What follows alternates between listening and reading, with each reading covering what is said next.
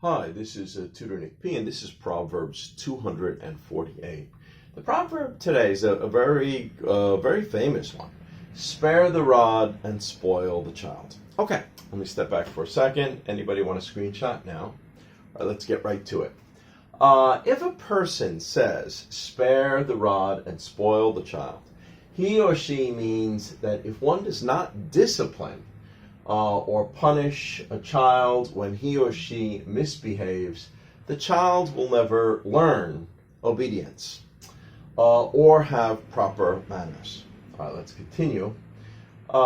In this proverb, if one spares something, it means one prevents someone from experiencing something unpleasant or painful. Yeah, a lot of times we say that, like, spare me this or spare me that.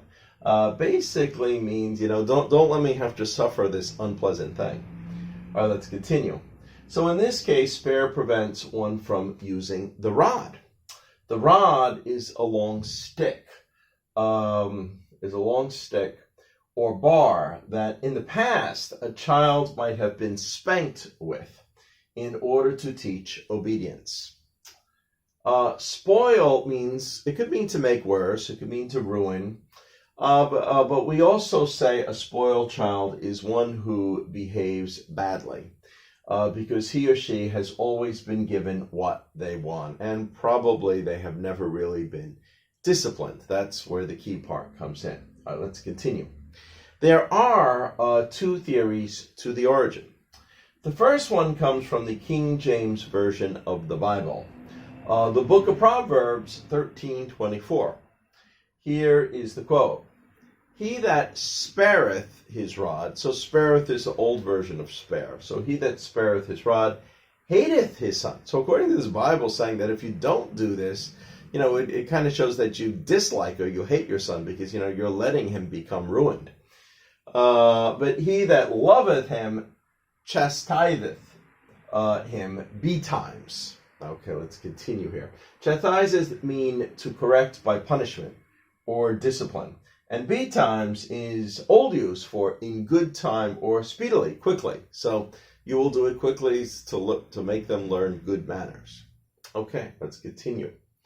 The second theory comes from a 17th century poem by Samuel Butler called Hudibras. The poem is supposed to be about a love affair that is compared to a child. And spanking is mockingly, in kind of a funny way, praised as a way to make the love grow stronger. Okay. Here is the quote. What medicine else can cure the fits of lovers when they lose their wits? When they, lose their reason, I guess, lose their wits. Love is a boy by poets styled, then spare the rod and spoil the child.